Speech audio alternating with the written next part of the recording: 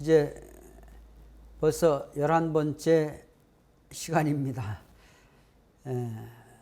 강의 들으시는 분들도 정말 참 많은 인내가 필요하고, 전우편 원리 강의를 중앙수련회에서 이제 옛날에 판서 강의를 할 때는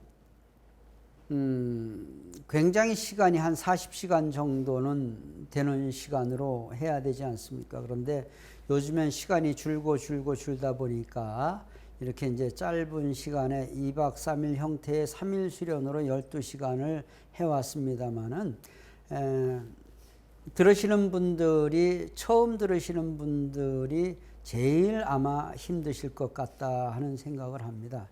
그리고 마음의 여유가 좀 있으신 분들은 내가 들었던 강의가 이런 것인데 또 이번에 듣고 보니까 이런 의미도 있구나 하는 것으로 들으시고, 조금 듣기에 부담스러운 것들은 그러려니 하고 넘어가시는 마음의 여유가 필요합니다. 그래서 우리 원리는 포용하고 이해하기 위한 원리이지 칼질을 하기 위한 원리가 아니라는 것을 꼭 기억을 하시면서, 모든 것을 통합하고 포용할 수 있는 사상이 원리다. 그래야 마음의 평화가 이루어진다. 건강한 사람은 무엇을 먹어도 소화를 시키는데 건강하지 못한 사람은 물도 걸려버리잖아요. 그래서 걸림이 없이 여러분들이 처음 듣는 분들이라도 좀 이해를 해 주셨으면 하는 생각을 합니다. 섭리적 동시성 시대, 이렇게 원리 강론에 이제 나와 있습니다. 제가 제목을 역사란 무엇인가 이렇게 해보았습니다. 그럼 역사 하는데 언제부터가 역사냐, 그런 말이에요. 여러분, 우리가 문명이라는 말을 해요. 문명이라는 말을 하는 것은 글을 문자에다가 밝을 명자거든요. 글을 통해서 사람들이 의사소통이 가능해졌다라는 것이 문명이에요. 그래서 글이 생겨나기 이전 시대가 있었어요. 사람은 살았을지라도 글이 생겨나기 이전 시대가 있었는데, 그 시대를 일컬어서 뭐라고 하느냐? 원시시대라고 말을 해요. 선사시대라고 말을 합니다. 그래서 이 선사시대, 원시시대 때는 삶의 근거지도 있고 삶의 흔적은 있는데 기록이 되지 않았어요. 기록이 되지 않았기 때문에 뭐 선사시대 유적지 이런 것을 해놓고 있다고요. 그런데 사람들이 집단 생활을 하면서, 가족이 형성되고 집단 생활을 하면서 의사소통이 필요하게 되었어요. 내가 이 집에 왔다 간다는 것을 알려줘야 되는데 어떻게 알려줄까? 그러다가 그림을 그리는 형태로다가 글들이 나타나게 돼요. 이걸 상형 문자라고 하지요. 뭐 쐐기 문자, 각골 문자, 이런 세계적인 문자가 이제 초창기에 생겨나게 돼요. 그러니까 문자를 다듬는 것이 단어가 되고, 또 단어를 적절하게 배열하면은 이게 문장이 돼요. 그래서 모든 종교의 경전은 문자 시대 때 만들어진 것이다. 그래서 문명이라고 하는 것은 다분히 글씨를 쓰고 의사소통이 되고 기록을 하면서 문명이라는 것이 기록이 돼요. 그래서 역사시대라는 말은 기록을 하면서 역사가 시작되었다, 그 말이에요. 역사라는 것은 기록으로 나타난 것을 역사라고 해요. 그래서 문명 이전 시대, 글이 생겨나기 이전 시대는 선사시대라고 하고, 글이 생겨나서 기록이 나타나면서부터 역사시대라고 말을 하지요. 그러니까 제가 이 말씀을 드리느냐 하면은, 하나님이 계실지라도 하나님이 인간을 통해서 당신의 뜻을 알려준 것은 글자가 생겨나면서부터다, 그런 말씀을 드리기 위한 것입니다. 그래서 모든 종교적인 경전, 성경, 불경, 다라니경, 쿠란경, 이 모든 경들은 하나님이 원래 글씨를 그렇게 만들어서 인간들에게 이쪽 저쪽에 준 것이 아니고, 인간들이 글을 만들어 가지고 그 당시 최고의 지성인이며 지식인이 사람들을 교훈하고 하늘을 알려주기 위해서 이 땅에 종교라는 것이 나타났다라고 보시면 될 것입니다. 그래, 역사가 뭐냐 그 말이죠. 역사가 뭐냐? 역사는 영어로 볼 때 히스토리라고 해요. 사람들의 이야기예요. 나의 이야기예요. 나는 나의 역사, 난중일기, 그들의 역사예요. 이순신 장군의 역사, 조금 이따가도 말씀을 드리겠습니다만은, 그 역사라고 하는 것은 다 그 사람들의 역사가 되는 건 아니죠. 뭐냐 하면은 똑같은 사람들이 시간을 살아가는데도 얼마나 의미를 부여하느냐. 역사는 그거예요. 그 원형의 역사가 있고 직선의 역사가 있는데, 그게 무슨 말이냐면은 우리가 태어났다 죽는 것은 직선이잖아요. 그런데 원형의 역사라는 것은 출퇴근을 말하는 거예요. 어떤 삶을 사느냐 그 말이에요. 그래서 내가 태어나서 어떤 회사에 다니면서 무슨 일을 어떻게 하고 있다라고 하는 것이 일기로 쓰여지게 되잖아요. 그래서 무엇이 역사가 되느냐? 그것은 시간이에요. 시간 속에서 그 사람이 무슨 일을 하느냐, 이것이 사실로다가 나타나거든 팩트죠. 오늘 내가 무슨 일을 했느냐. 근데 그 사실이 의미를 제공하는 거예요. 내가 한 일에 의미를 제공을 한단 말이에요. 내가 귀중한 의미를 제공하면 이게 역사적 사실이 돼요. 쉽게 말하면 히스토리컬 팩트가 된다 그 말이에요.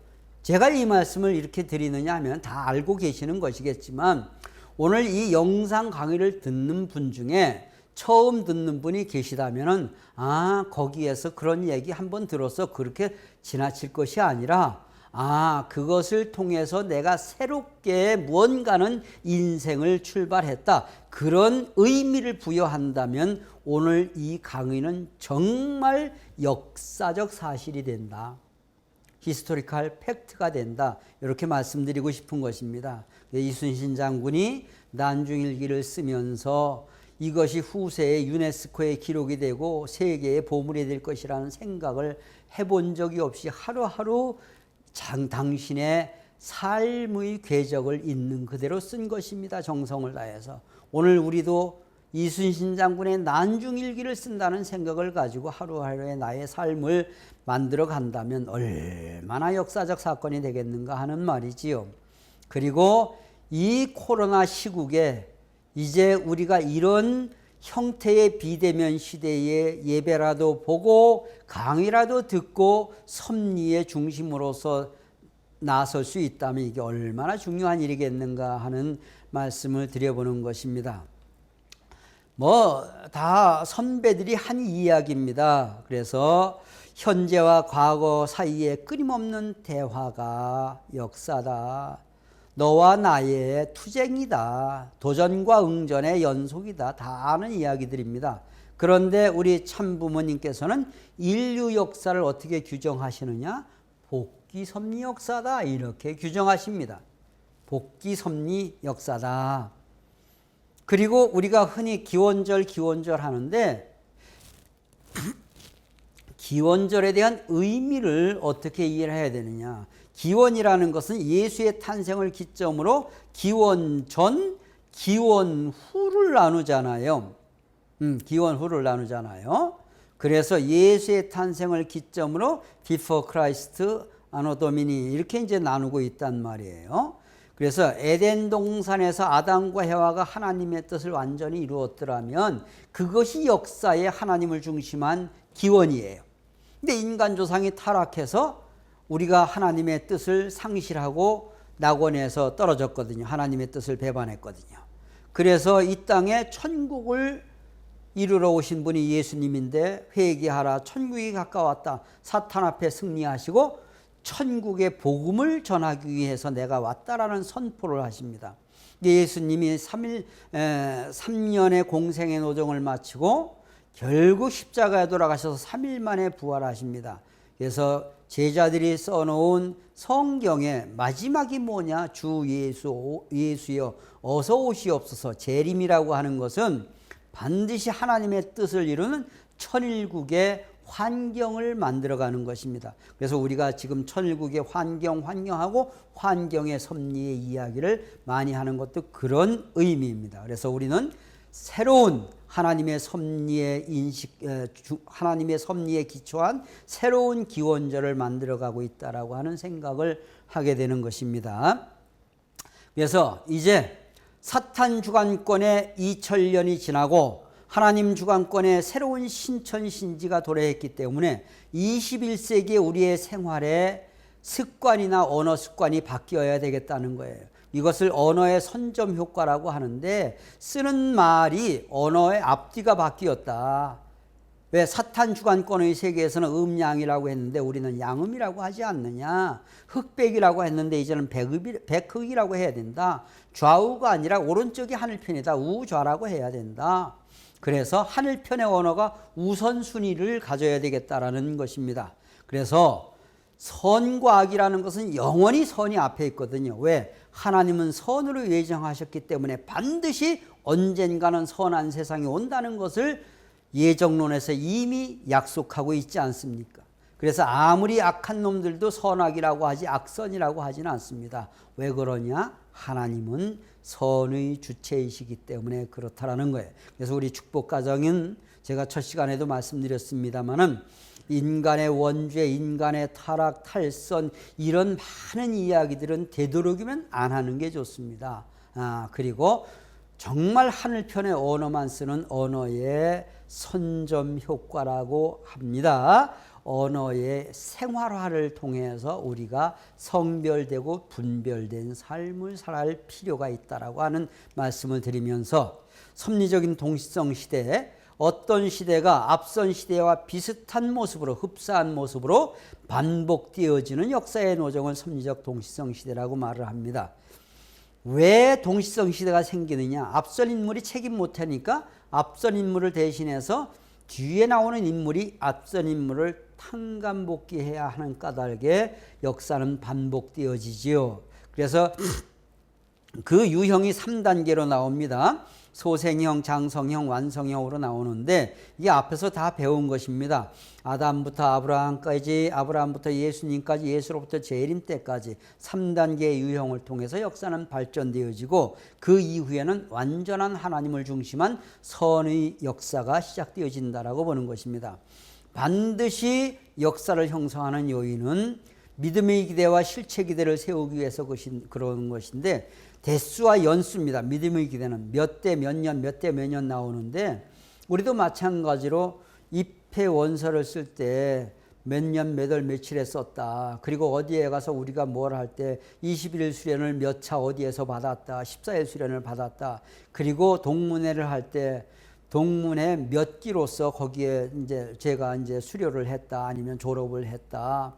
이런 것들이 전부 다 연말에 동문회장이나 동창회장에 가면은 그걸 다 보는 거란 말이에요. 그래서 언제 졸업을 했냐, 무슨 과를 졸업을 했냐, 이런 것들이 그 학교나 그 단체를 내가 갔다 왔다라고 하는, 그곳을 거쳐왔다라고 하는 믿음의 기대지요. 우리도 수련을 받은 것을 가지고 며칠 수련을 받았느냐, 수련 받았을 때 공부를 잘했느냐 못했느냐는 따지도 않고 묻지도 않습니다. 왜 그러냐면 수리적인 탕감 기간을 견뎌냈느냐 그 말이에요. 그래서 7일 수련을 받았다, 21일 수련을 받았다, 40일 수련을 받았다. 이것이 수리적인 탕감 기간으로서 나타나는 것이, 실체 기대라는 것은 중심 인물과 그 주변에서 벌어지는 사건이 같은 시대성을 띈다 그 말이에요. 같은 시대성을 띈다. 그래서 역사는 동시성으로 전개되어진다 하는 말입니다. 그래서 지금까지 배운 것을 이렇게 빨랫줄 하나에 쭉 널어놔 봤습니다. 아담 이후 10대 1600년 만에 노아를 부르십니다. 노아 이후 10대 400년 만에 아브라함을 부르십니다. 아브라함과 이삭과 야곱이 하나가 되지 않습니까?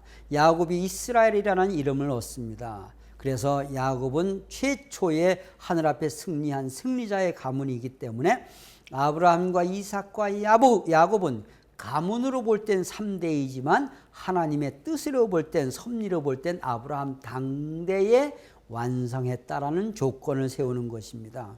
야곱이가 떡과 팥죽으로 장자권을 복귀할 때까지가 120년이고 하란 땅에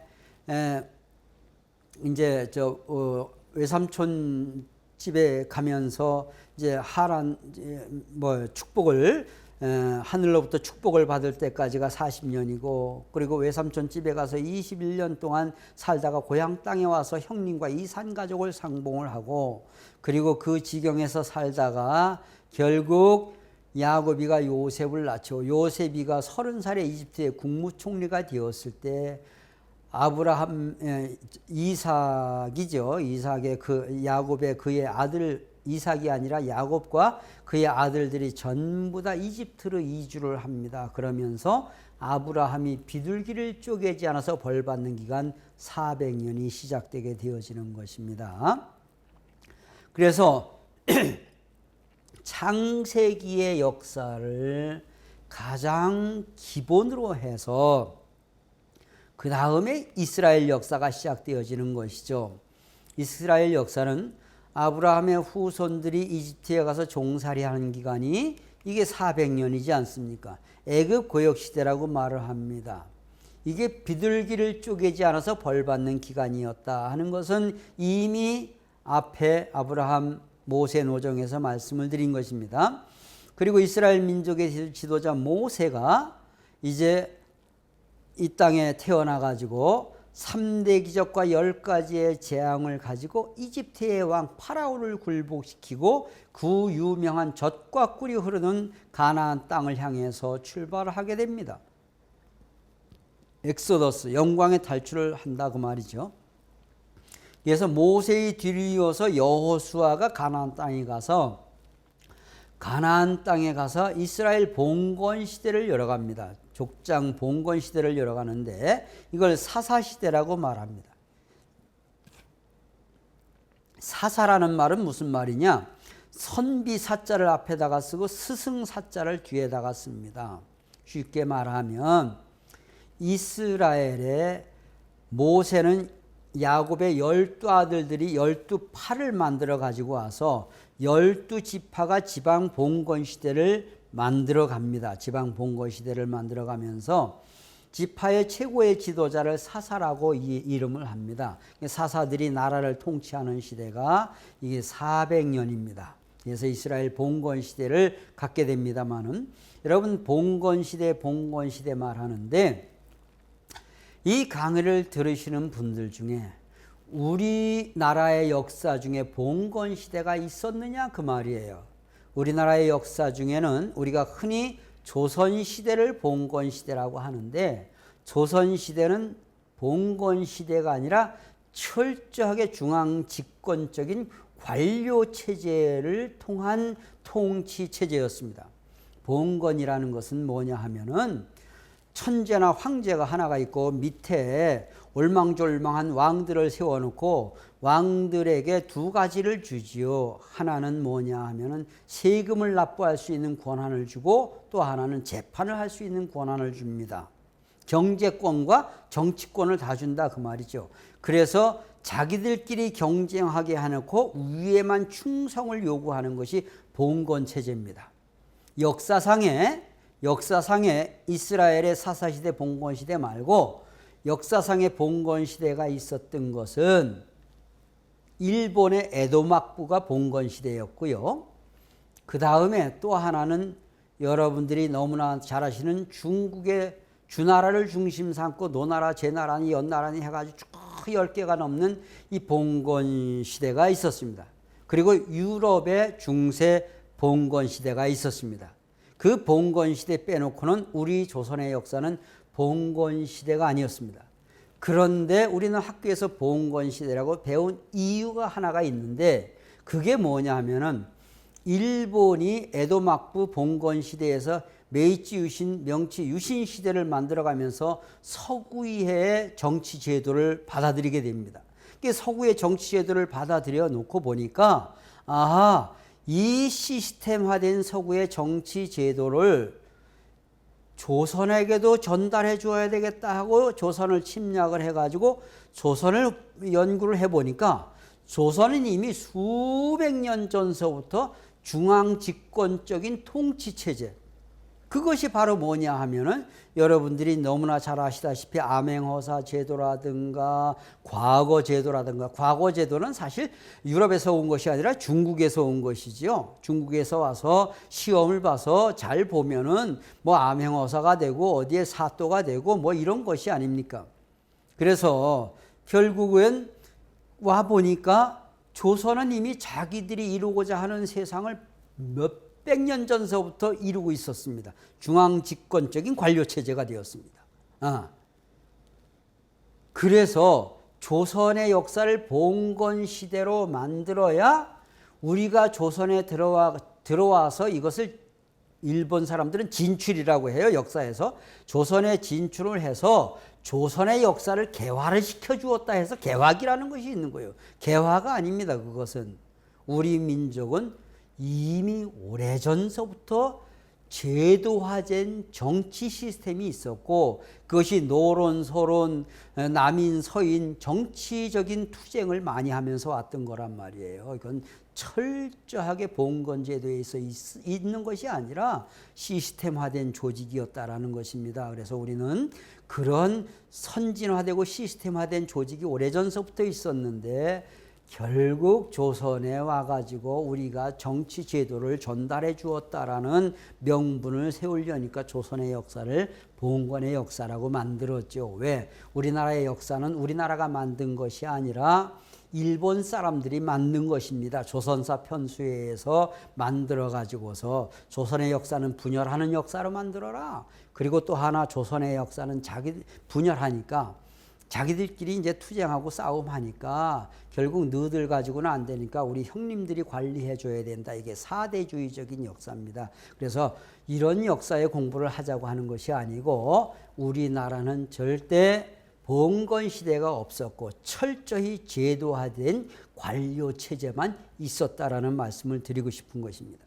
그래서 지금도 관료들이 싸우는 것이 아닙니까? 사사시대 400년 만에 마지막 사사 사무엘이가 사울이라는 젊은 장수에게 머리에 기름을 붓고 왕관을 씌워줘 가지고 이스라엘의 초대 왕이 됩니다. 메시아라는 말이 왕이라는 말입니다. 메시아라는 말이 하나님의 전권대사로 온 왕이라는 말이에요. 사울이 왕이 되고 그의 어떻게 보면 사위지요. 정략적인 사위를 맞이한 다윗이 왕이 되고 다윗의 아들 솔로몬이 또 왕이 됩니다. 그래서 40년 임기제도 아닌데 꼭 120년 동안 이스라엘 통일 왕국 시대를 열어갑니다. 통일 왕국 시대를. 솔로몬은 여러분들도 잘 아시다시피 지혜의 왕이었습니다. 솔로몬이 왕위에 앉고 나서 이제 망루에 올라가 가지고서 뭐라 그럴까요?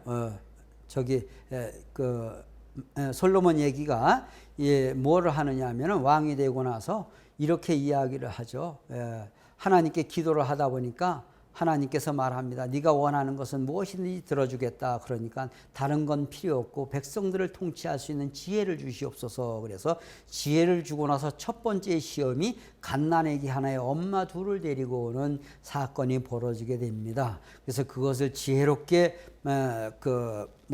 판결을 해주잖아요. 죽이려고 하니까 진짜 엄마는 아이를 어찌하여 죽일 수가 있습니까? 저 여인에게 주어서라도 잘 키우게 하소서. 가짜 엄마는 그렇게 해서라도 내 새끼 찾아가야지 억울해서 못 살겠다라고 말을 하죠. 그래서 진짜 엄마를 찾아주었다는 솔로몬의 지혜는 아주 여러 형태로다가 성경에 나오고 있습니다. 그런데 말년에 솔로몬이 진짜 솔로몬 왕궁을 잘 지어놓고 솔로몬 궁중의 궁녀들이 1000명이나 될 거래요. 후궁 700에 첩이 300인지 이렇게 이제 될 겁니다. 그 솔로몬 왕조가 말년에 음란과 타락으로 흐름으로 말미암아서 솔로몬 왕조가 남북으로 갈라지게 되죠. 북소 이스라엘은 솔로몬의 망명객이었던 여로보암이라는 장군이 꿰차가지고 나와가지고 260년 동안 19명의 왕들이 나오는데 선대의 왕을 죽이고 왕권을 차지하는 왕들이 9명이나 된다. 19명의 왕 중에 9명이나 왕실 정변, 왕실 쿠데타가 9번이나 있었다 그 말이에요. 그러니까 남조 유다는 솔로몬의 아들 르호보암에 의해서 세습 체제로 나갑니다. 참 선정을 베풀었습니다. 그런데 그 이후에 17번째 요시야 왕 이후에는 악한 정치의 폐단이 계속 반복되어서 남북왕조 분립시대가 이제 완전히 바벨로니아의 포로가 되어갑니다. 북조 이스라엘은 아수르에 망하고 남조 유다는 바벨로니아에 망하죠. 바벨론에 성경에도 나오는 느부갓네살 왕이 있습니다. 예. 그래서 바벨론이 완전히 이제 이스라엘이 바벨론의 포로가 되었다가 바벨론이 70년에 페르시아에게 망하죠. 70년 동안 통치하다 페르시아에게 망해서 페르시아의 왕 고레스 커로스라고 하는 장수는 너희들은 너희 본토로 돌아가라 해서 다시 말하면 귀환령을 내리게 되죠. 그래서 이제 다시 마지막 선지자 말라기나 예레미야를 중심 삼고 이제 이스라엘 백성들이 고향 땅으로 돌아오는 도정을 걷게 됩니다. 그래서 이제 여기에서 메시아가 강림하실 수 있는 메시아 강림 준비 기간 400년 만에 예수 그리스도가 이 땅에 탄생하시게 됩니다. 예수님이 이 땅에 오시기 위해서 하나님께서 하나님의 아들을 보내시기 위해서 예수 이전에 500년, 600년 전에 세계의 위대한 성인들을 다 주십니다. 예수 오시기 470년 전에 소크라테스를, 552년 전에 석가세존을, 공자님을 565년 전에 석가세존을 탄생하시게 합니다. 말라기가 맨 나중에 사실 430년인데 30살 때 선지자 활동을 했기 때문에 말라기가 선지자 활동을 하면서 꼭 400년 만에 예수님이 이 땅에 오시게 됩니다. 그런데 불행하게도 예수님은 유대인들의 무지와 섭리에 대한 무지와 예수의 인간적인 불신으로 말미암아서 예수님이 십자가에 돌아가시게 되는 것입니다. 그래서 결국 우리 조선의 역사를 볼 때도 예수 오시기 이전서부터 신라 고구려 백제 시대들이 만들어지게 되고 그 이전에는 여러분들이 너무나 잘 아시는 소선호 같은 사람이 나오는 북부여 시대도 열리게 되는 것입니다. 그 이후에 뭐라 그럴까요? 유리왕이니 이런 사람들 우리가 드라마에서 많이 보는 것이 아닙니까? 이스라엘 역사입니다. 이스라엘 역사. 그 이스라엘 역사를 우리가 보면서 이 이스라엘 역사가 상징적 동시성 시대라고 말한다면은 예수님이 십자가에 돌아가신 이후에 기독교의 역사가 전개되는 것이다 그 말이죠. 여러분, 믿음의 기대와 실체의 기대를 세워가는 것이 메시아를 막기 위한 것이다. 메시아가 오시기 위해서는 믿음의 기대와 실체의 기대를 세워야 된다. 그래서 믿음의 기대는 수리적인 탕감기간이 필요하다 그랬잖아요. 그렇기 때문에 동시성 시대를 보는 데 있어서는 반드시 이것을 무엇을 봐야 되느냐 하면은 이 수를 앞선 인물을 탕감복귀하고 그 다음에 전시대 또 하나는 뭐냐 하면은 위에 빨랫줄을 탕감복귀하는 것이다 이렇게 보시면 됩니다. 예수 이후에 예수를 믿는 초대 교도들이 초대 신도들이죠. 아까도 말씀드렸습니다만 베드로하고 사도 바울 같은 사람들 엄청난 성령 운동을 벌이면서 3,000명, 4,000명, 5,000명의 회개 운동을 일으키면서 로마의 엄청난 박해를 받으면서도 초대교회를 만들어 갑니다. 그래서 이 로마는 로마 박해 400년이라고 말하지만은 사실은 400년보다도 좀 한참 전서부터 이 기독교를 로마인들은 기독교를 이제 서서히 인정을 하기 시작합니다. 그래서 395년이 돼서 완전히 기독교를 국교로 만들어 놓습니다. 이름하여 헬레니즘의 파괴요, 헤브라이즘의 전성시대. 쉽게 말하면 이제 물질 문명이 서서히 막을 내리면서 예수님을 중심한 기독교, 여기서 말하는 기독교라는 것은 구교, 캐톨릭을 말하는 것입니다. 기독교회의 전성시대가 나오게 됩니다. 그래서 이제 아우구스티누스, 어거스틴이라는 사람이 신앙 고백서인 고백 혹은 참회록이라고도 말합니다. 고백을 저술을 하고 413년에 시작해서 426년에 끝나는 그 유명한 신국론을 저술을 하게 됩니다. 결국 천국과 지옥이라거나 무슨 지옥에 엄청난 유황불이 있다거나 이런 여러 가지의 이야기들이 이제 가톨릭에서 만들어지기 시작하는 계기가 된 것이고, 그리고 분명한 것은 동양 사상에서는 사탄이라는 말이 없습니다. 우리 한국에서는 그냥 도깨비 했는데, 도깨비는 귀여움의 상징이고 착한 일 한 사람들에게는 좋은 것을 물어다 주고 나쁜 일 한 사람들에게는 깨우쳐 주고 교훈을 주는 것이 도깨비의 교훈이었습니다. 그런데 가톨릭이 가져온 것은 분명히 적과 동지를 만들어 버리게 됩니다. 그 효과는 지금까지도 나타나 가지고 일부의 좀 안 좋은 방향으로 신도를 이끄는 목사님들은 철저하게 내 교회의 교인이면은 나의 동지고 아니면은 적이라고 하는 동지와 적의 이분법을 만들어 버리게 됩니다. 그래서 그런 의미에서 이제 이 기독교회가 엄청난 문명사에 발전을 한 것도 사실이지만, 기독교회는 엄청난 또 하나의 동지적인 관계가 아니라 적대적 관계를 만들어 놓고 지금도 이슬람교와 기독교는 끊임없이 투쟁하고 있는 모습이 되어지고 있습니다. 어거스틴의 신국론에 의해서 교구장들이 나라를 다스리는 교구장제 기독교회 시대가 있게 됩니다. 여기에서 말하는 교구장이라는 것은 무엇을 말하느냐 하면 가톨릭을 말합니다. 가톨릭의 그때 당시에는 교구가 5개 교구가 있습니다. 로마, 안디옥, 알렉산드리아, 콘스탄티노플, 지금 터키의 이스탄불이죠. 예루살렘. 이게 각기 다른 지역이거든요. 다른 나라. 거기에 각기 교구장, 그래서 교구장들이 나라를 다스리는 시대인데, 수석 교구장은 로마에 둬가지고 로마 교구장은 교구장이라고 아니하고 교황 이렇게 말하죠. 그래서 지금도 교황은 로마 바티칸에 계시지 않습니까?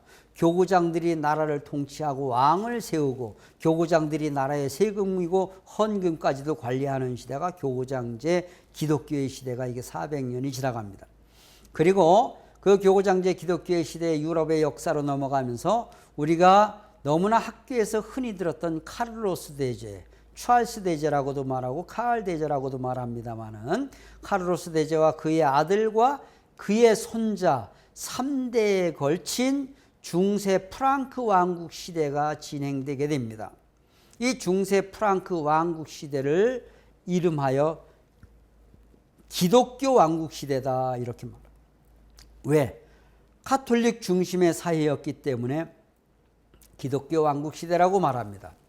그런데 카를로스 대제의 손자가 5이 태어났는데 첫째, 셋째, 넷째가 왕권 다툼을 하고 둘째하고 다섯째는 일찍 병들어 죽어버리고 맙니다. 그래서 나라가 셋으로 쪼개지게 되죠. 어떻게 쪼개지느냐? 동프랑크, 서프랑크, 이태리. 요즘 말로 말하면 독일, 불란서, 이태리, 그 다음에 네덜란드, 이 중세 유럽의 영토가 이제 서서히 만들어지는 것이 이제 11세기 이후부터 만들어지는 것입니다. 동서왕조 분립시대가. 그래서 중프랑크는 힘이 약했기 때문에 동프랑크에 합병되어 가지고 신성 로마 제국이라는 말도 하게 됩니다. 근데 동서왕국 분립시대 때에 우리가 역사 속에서 비극적으로 배웠던 그 유명한 십자군 전쟁이 일어나게 됩니다. 십자군 전쟁이라는 것은 누가 벌인 전쟁이냐? 교황이 벌인 전쟁이에요. 무슨 전쟁이냐? 예루살렘 성지를 탈환하기 위한 전쟁이에요. 예, 하나님의 뜻이 임하시는 아브라함의 충성된 무덤이 있는 그 예루살렘 성지를 탈환하기 위한 성전이라고 말합니다. 성전인데 1096년서부터 1270년까지 근 200년 가까운 전쟁을 지속합니다. 공식 원정 전쟁이 8차례가 학교 아이들 책에 보면은 칼라로다가 다른 칼라로 8차례가 있었다고 합니다. 비공식까지 23차례. 근데 1차 원정 전쟁에 성공하는 것 같았는데 이게 그 다음에는 계속 패배합니다. 교황이 벌인 전쟁에 패배하니까 교황의 권위는 땅에 떨어지게 됩니다. 왜 그러냐면은 예루살렘이 이제 아라비아 상인들이 관리할 때는 기독교인들이 성지 순례가 가능했어요. 기독교 성지 순례를 하잖아요. 그런데 이슬람 교인들은 오스만 터키의 전신 지금 현재 이슬람 국가들이 관리할 때는 기독교인들 순례를 못하게 하니까 이슬람교하고 기독교하고의 종교 전쟁이 십자군 전쟁으로 나타난 것입니다. 그래서 십자군 전쟁에 패배한 교황은 결국 어떻게 되느냐 하면은요, 불란서 남쪽에 있는 아비뇽이라는 작은 도시의 교황청이 옮겨지게 됩니다. 그래서 불란서 왕이 교황을 완전히 리모컨으로 조종하는 시대가 있게 됩니다. 동서왕조 분립시대 400년 만에 교황이 불란서 왕에게 포로되었다가 70년 만에 포로 생활 70년 만에 다시 로마로 귀환하는 시대. 그런데 이제 로마로 교황청을 옮기려다 보니까 왜 로마에만 교황이 있어야 되느냐? 교황이 여기저기 안디옥에도 있자 예루살렘에도 있자 그래서 교황의 난립 사태가 벌어지게 됩니다. 그래서 그것을 다 정리한 다음에 교황 레오 10세가 나타나가지고 성 베드로 대사원 증축 공사를 합니다. 지금 성 베드로 대사원이 있는데 그 성 베드로 대사원은 사실 11세기 말서부터 증축되어지기 시작합니다. 근데 성 베드로 대사원 증축 공사를 하면서 헌금을 걷어도 모자라고 세금을 걷어도 모자라니까 그때 당시에 교황청에서 만든 것이 뭐냐 하면은 면죄부의 판매입니다. 많이 들어보신 것입니다. 면죄부의 판매. 그런데 면죄부는 레오 10세가 만든 것이 아니고 십자군 전쟁 때서부터 있었던 것입니다. 왜냐하면 십자군 전쟁이 200년 가까운 전쟁이잖아요. 그러니까 젊은 청년들이 다 전쟁터로 나갑니다. 나라를 지키고 나라의 후학들을 가르칠 수 있는 젊은 인재들을 동네에 남아두게 해야 되겠다. 우리나라의 공익근무 요원과 같은 역할이라고 보게 되겠지요.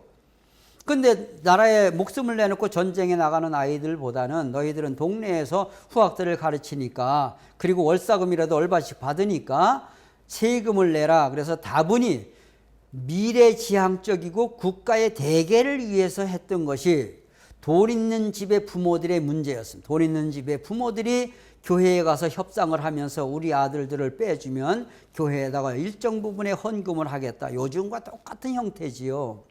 그래서 그때 만연했던 것이 1476년도에는 교황 식스토 4세는 십자군 전쟁이 끝났는데도 면죄부를 계속 파니까 이래서는 안 된다. 왜 이래야 되느냐? 그러니까 교황 식스토 4세는 너희들의 죄는 다 청산되었지만 너희들의 조상들이 너희들의 발목을 잡고 있다. 그러면서 조상들을 팔아서 면죄부를 판매했던 것이 교황 식스토 4세 때의 일입니다. 그리고 이제 1517년 루터의 종교개혁을 할 때는 루터도 카톨릭의 신부였습니다. 독일 비텐베르크의 신학을 가르치던 그 자신이 신부였고 신학 교수였습니다. 그런데 교황청에서 계속 면죄부를 팔고 교회에서 면죄부를 파니까 그때 불렀던 노래가 이건 아니잖아. 그러면서 이건 아니다. 그러면서 카톨릭 교황청의 면죄부 판매에 대한 부당성을 조목조목 적어가지고 비텐베르크 대학 군내에 있는 성당의 대문에 대자부를 붙인 것이 이것이 종교개혁으로다가 비화되는 것입니다. 사실 기실 이것은 우리가 바로 이해를 해야 될 것은 교황 뭐라 그럴까요? 루터는 카톨릭에 대한 반박문을 써붙인 것이 아니라 사실은 나도 카톨릭 신부로서 너무 이렇게 세속화되어 가니까 부끄럽다. 우리 교회가 새로워지자 하면서 교회의 쇄신 정책과 교황에 대한 건의문 같은 것들이 95조 신조였는데 이것이 교황이 볼 때는 아하 나에게 반발하는 세력이구나 그러면서 교황이 볼 때는 이것은 어떻게 보면은 하늘의 뜻을 배반한 사람으로다가 이단아로다가 볼 수밖에 없었다는 사실입니다. 그래서 루터는 그리고 성경이 독일어하고 영어로 다 번역합니다. 라틴어하고 히브리어로 되어 있던 성경을 독일어하고 영어로다가 번역을 해서 누구든지 성경을 볼 수 있게 만들면서 신교 운동이 벌어지게 된 것이 이후입니다. 그래서 루터의 종교개혁이 1517년 그로부터 말라기와 사명을 가지고 온 분이 루터라고 한다면, 루터는 종교개혁을 34살에 합니다만 루터의 종교개혁 이후에 급속도로 신교운동이 벌어지게 됩니다. 여러분, 1347년도 패스트 흑사병이 생겨나면서부터 중세시대 때의 그 암울했던 시대가 중세에서 근세로 넘어가게 하고, 그 다음에 문예부흥과 종교개혁을 가져오게 한 것이 이탈리아의 명문가 메디치 가문이라고 하는 가문입니다. 근 300년이 넘는 세월 동안 유럽의 사회를 근대 사회로 이끈 분이고, 유럽의 유명한 명문, 우리가 말하는 다빈치라든가 라파엘로라든가 이런 유명한 사람들이 전부 다 메디치 가문의 식객이었고, 새로운 시대를 열어놓은 가문이 메디치 가문입니다. 그렇기 때문에 우리는 2000년의 주기설을 통해서 볼 때 사탄 주권의 이 2000년 시대를 지나고 새하늘과 새 땅이 도래하는 새로운 신천신지가 도래하는 21세기, 우리 참부원님께서는 이걸 신문명이라고 하지 않습니까? 이 시대는 우리의 축복 가정들이 21세기의 최고의 명문가들이 되어서 미래 시대를 이끌어가야 된다라는 말씀을 제가 늘 드리고 싶었던 말입니다. 그래서 우리는 새로운 문명을 만들어가고 새로운 시대를 만들어가는 새로운 시대의 선구자고 개척자라는 의지를 가지고 그런 방향으로 우리가 나아가야 되겠다 하는 말씀을 드리는 거죠. 루터의 종교개혁 이후에 장로교, 감리교 수많은 종교들이 나타나게 되면서 이후에 400년 만이면 이 땅에 재림주님이 탄생하시게 된다는 것입니다. 이것이 바로 기독교 역사입니다.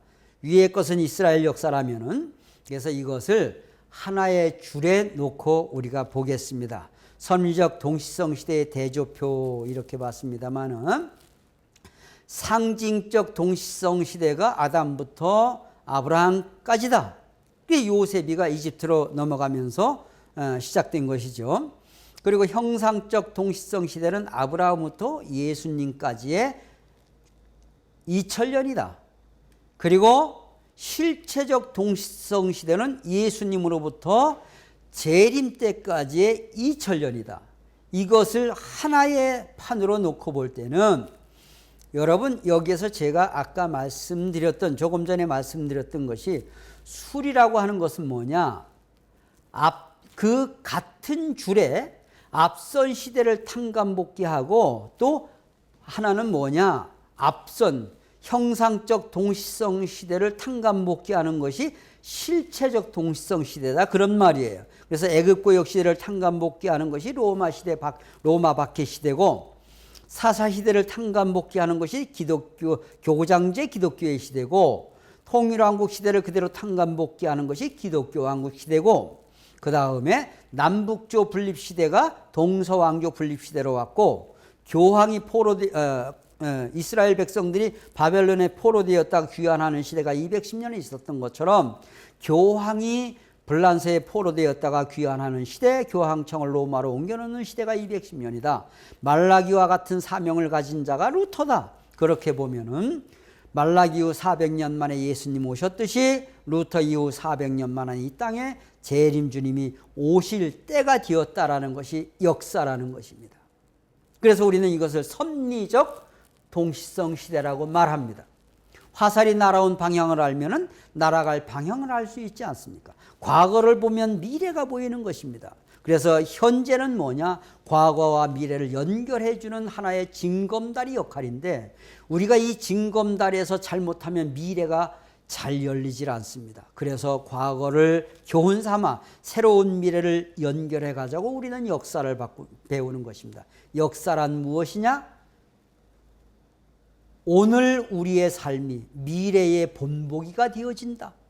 그리고 오늘 우리의 삶은 역사적인 모든 것을 정리하고 새로운 시대를 연결해야 된다는 것이 후편 서론에서 마지막 주어지는 내용입니다. 복지 섭리의 내용을 모르고서는 결단코 생명의 길을 걸어갈 수 없습니다. 이렇게 후편 서론의 마지막을 정리하고 있는 것입니다. 그러면 이제 결론을 낸다면 루터의 종교개혁은 1517년입니다. 그로부터 400년이 지난다면 이것이 1917년입니다. 1917년 이후가 재림기가 된다 그 말입니다. 그래서 1차 대전이 1918년에 끝납니다. 연합국의 승리로 끝남으로 말미암아서 전 세계가 일순간에 엄청난 식민지를 확보하게 됩니다.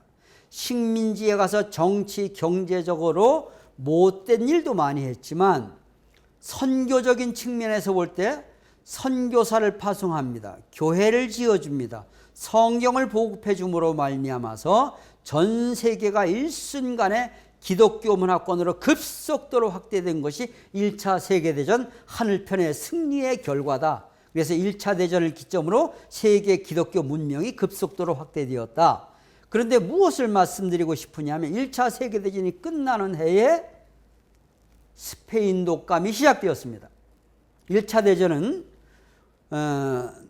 어떻게 시작되었느냐 하면은 여러분들이 너무나 잘 아시다시피 오스트리아의 세르비아 침공으로 시작되어 가지고 시작된 것입니다. 터키와 이제 주축국이 되어 가지고서 그래 가지고 영국과 프랑스와 러시아가 참전을 해 가지고 나중에 러시아가 빠지고 미국이 대신 참전해서 1918년도에 1차 대전이 끝나는 해에 스페인 독감이 시작되어지는데 스페인 독감이라는 것은 스페인에서 온 것이 아니고 그때 당시 1차 세계대전 때 이쪽도 저쪽도 끼지 않고 가장 중립적인 입장에서 양쪽의 상황을 보도하던 나라가 스페인입니다. 스페인은 대단히 강국이었지 않습니까?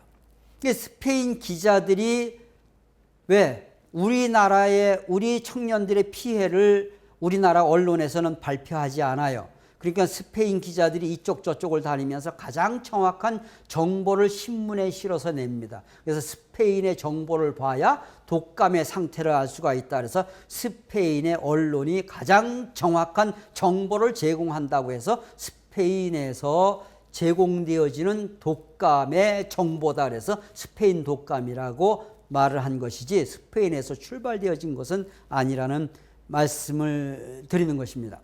스페인 독감 때 프랑스의 서부전선 유엔군, 미국을 중심한 유엔군 막사에서 시작되어 가지고 결국 전 세계적으로 확대되어집니다. 왜? 전쟁이 끝나면서 젊은 사람들이 전부 다 고향으로 돌아갑니다. 돌아가서 젊은 사람들이 동네마다 돌아다니면서 전쟁에서 돌아왔다고 해서 환영 파티를 하면서 이 사람들이 다니는 결과가 세계적인 스페인, 그때 당시 1차 세계대전 때 전 세계가 18억이었습니다. 근데 우리나라도 스페인 독감으로 14만 명, 일본이 30만 명, 미국이 60만 가까이, 인도가 1,300만 가까이 죽었다고 합니다. 그래서 스페인 독감은 결국 무엇을 가지고 왔느냐? 한 4, 5년 동안 유럽과 전 세계를 휩쓸었던 스페인 독감. 우리나라의 김구 선생님도 스페인 독감에 대단히 고생을 했다고 기록에 나와 있습니다. 그런데 결국 기독교 문명과 의술이 발달되어 가지고 새로운 20세기, 그러면서 우리는 산업화에 성공을 하면서 산업화에는 성공을 했다고 하는데 엄청난 기계 문명의 발달로 환경을 파괴시키고 환경을 오염시키고 말았습니다. 그래서 그 환경 파괴, 환경 오염의 결과가 오늘의 지금 현재 우리 전 세계가 앓고 있는 코로나가 아닌가 하는 생각을 하게 됩니다. 그래서 제가 첫 시간에도 말씀드렸습니다마는 미래 세계의 역사는 코로나 이전과 코로나 이후의 역사로 나눌 것이다. 이것이 미국의 유명한 칼럼니스트 프리드먼의 말입니다. 그래서 이미 세계적인 기독교 문화권의 확대로 말미암아서 재림 주님이 오실 때가 되었다라고 보는 것입니다. 그래서 그림 하나를 보시면서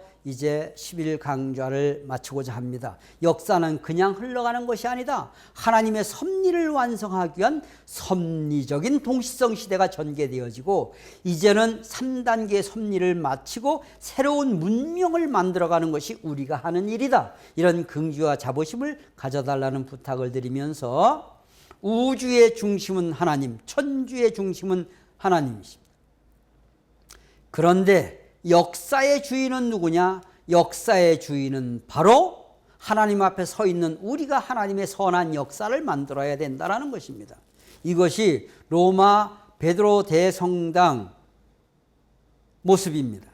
이게 무엇처럼 보이느냐 하면은 이게 열쇠의 모양입니다. 베드로 대성당 그 광장이잖아요. 위에서 찍은 모습입니다만은 이것이 뭐냐?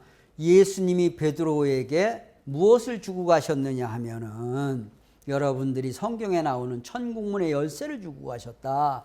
그래서 천국문의 열쇠, 천국을 여는 열쇠는 로마 베드로 대성당이 천국문을 여는 열쇠라고 하는 의미를 가진 거예요. 근데 우리 참부원님이 가르쳐 주신 천국문의 열쇠는 절대 이런 모형의 열쇠가 아니라 부부의 참사랑의 열쇠라는 것을 우리 참부원님께서는 우리에게 가르쳐 주셨습니다. 한 번 열면 닫을 자가 없고 한 번 닫으면 열 자가 없다라는 것이 부부의 참사랑의 열쇠가 아니냐. 그래서 우주의 중심, 천주의 중심, 역사를 이끄시는 분은 하나님이시지만, 섭리를 이끄시는 분은 하나님이시지만 그 섭리 앞에 부름받아서 역사적인 중시인물로서의 사명을 해야 될 것은 바로 나다. 나는 하나님의 중시인물로 부름받은 섭리적이며 역사적인 중심 인물이라는 긍지와 자부심을 가져달라는 말씀을 드리면서 11번째 강의를 마감하도록 하겠습니다. 다음 시간에 뵙겠습니다.